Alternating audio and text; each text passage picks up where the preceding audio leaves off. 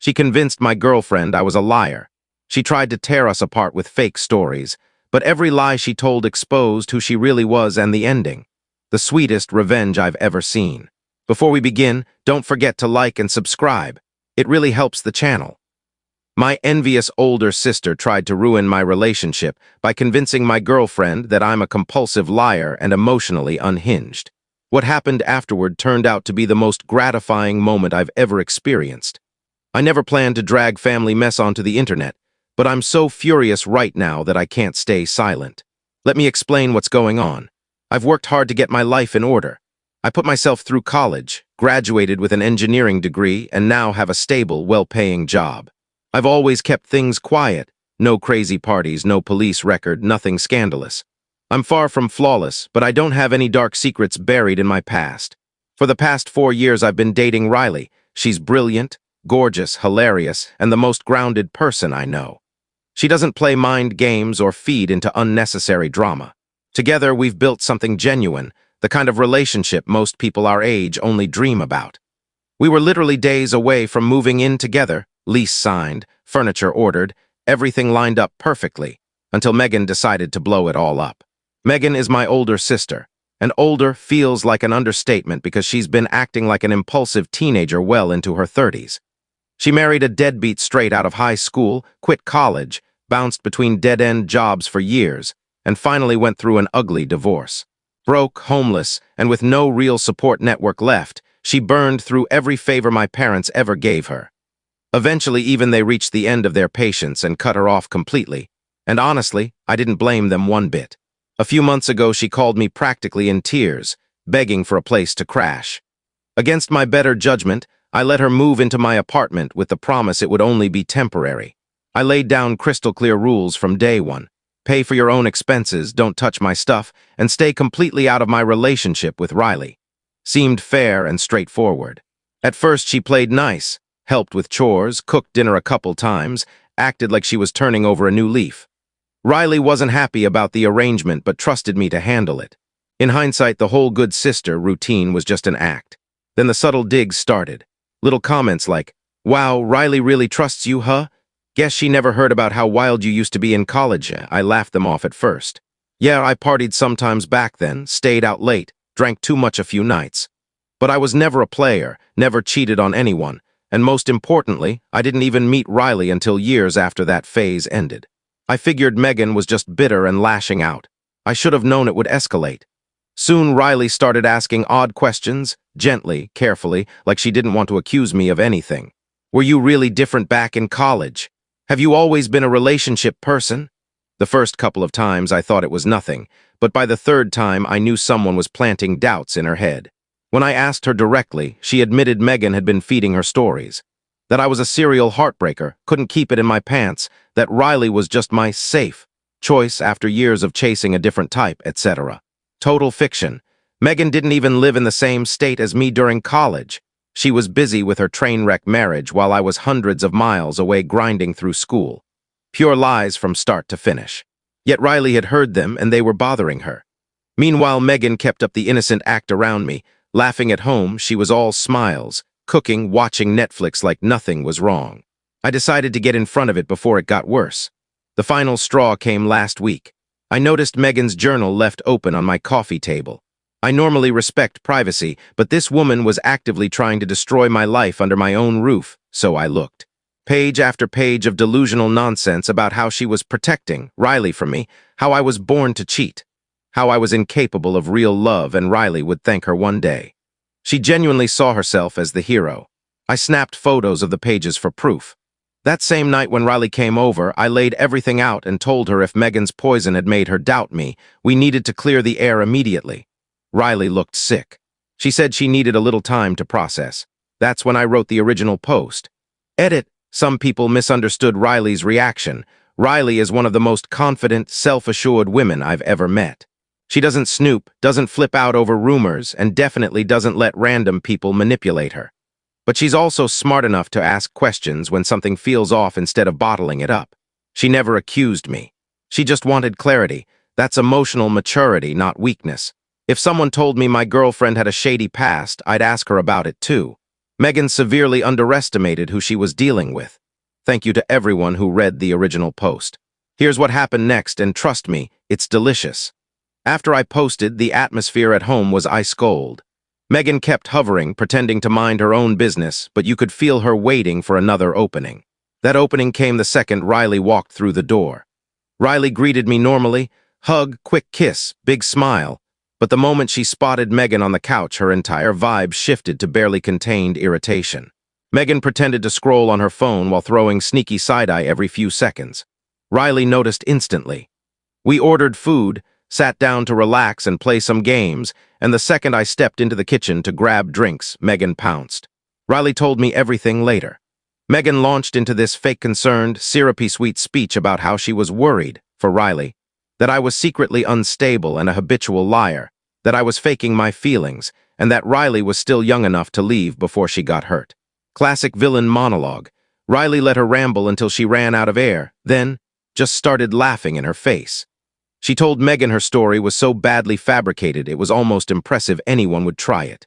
After 4 years together, Riley knows exactly who I am, and none of Megan's lies even landed close to the truth. Then Riley turned the knife. She called Megan jealous, miserable, and furious that I had built a happy life while hers fell apart. Megan's face went scarlet.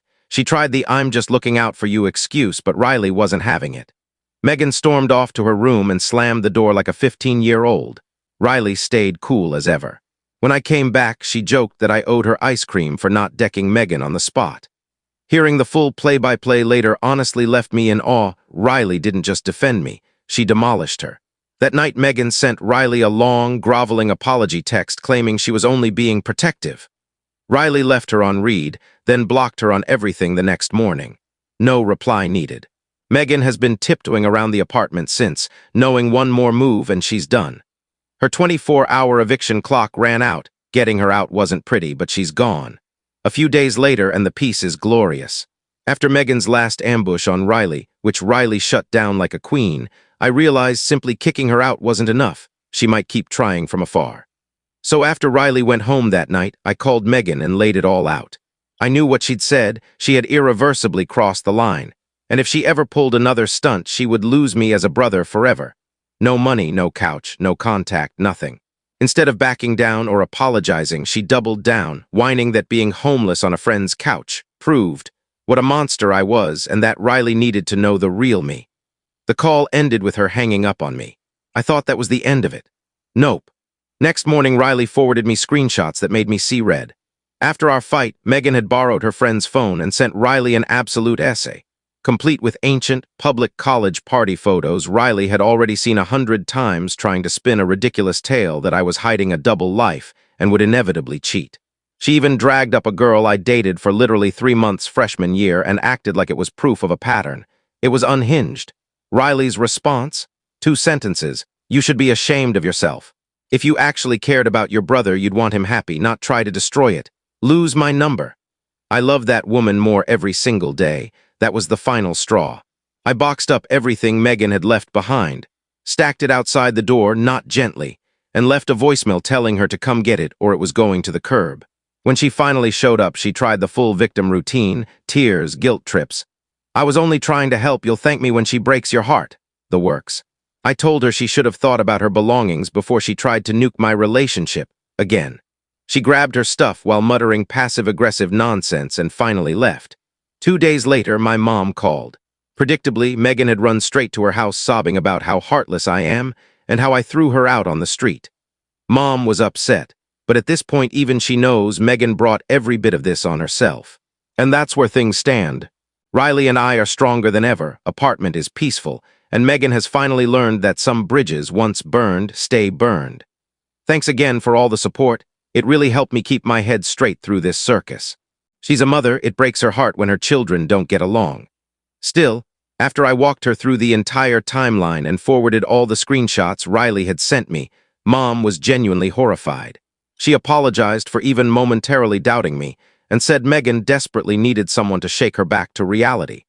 Dad, on the other hand, showed zero mercy. He phoned Megan and told her point-blank that her behavior had embarrassed the whole family, and she wasn't welcome at their house until she gave a sincere apology to both Riley and me. So now Megan has put herself in total isolation.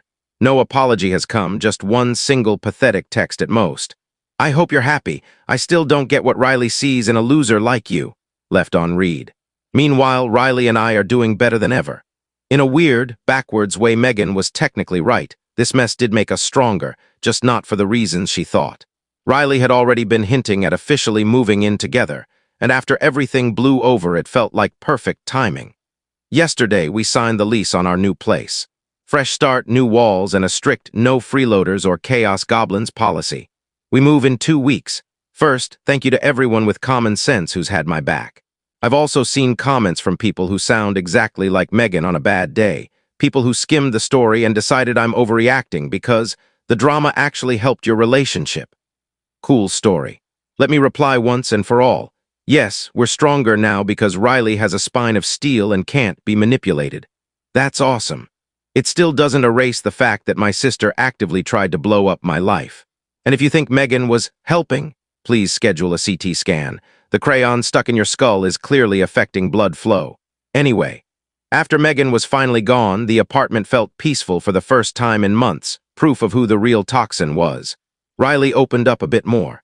She admitted that, while she never actually believed the garbage Megan was selling, having someone repeat vicious lies nonstop did start to wear on her, not because she doubted me, but because she couldn't understand why Megan was so obsessed. She even wondered out loud if there was some weird emotional incest vibe going on, which made my skin crawl. A week later, Mom randomly called Riley. They're friendly, but not let's chat every day friendly, so Riley knew something was up. Sure enough, Megan had run back to Mom with a brand new sob story. Riley was supposedly controlling and isolating me, trying to poison me against my own family. Classic projection. When Riley told me, I immediately called Mom. Mom got defensive at first, repeating Megan's lines about being worried.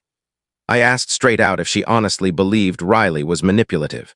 Mom dodged, but I could hear the seeds taking root. It infuriated me. They know exactly how Megan operates. I didn't loop Dad in to avoid turning it into a full-blown parental civil war. Riley, being Riley, just said, "You're not responsible for how they act, only how you react." That's when it clicked. Megan wasn't just trying to end my relationship. She was willing to torch everything to stay the center of attention in my life. The real breaking point came at a mutual friend's birthday party. Normal night, people we've known forever. Guess who crashed it? Megan, uninvited. Found the event on Instagram. She hovered near the bar at first, then started whispering to acquaintances who didn't know the full story, painting Riley as some clingy, controlling girlfriend. My buddy Tom pulled me aside. "Dude, your sister is trashing Riley to everyone." I marched over, looked Megan in the eye, and said, "This stops tonight. One more uninvited appearance, one more word to my friends or my girlfriend, and we involve lawyers. Blood or not, I'm done." She tried the "I'm only worried about you" routine one last time.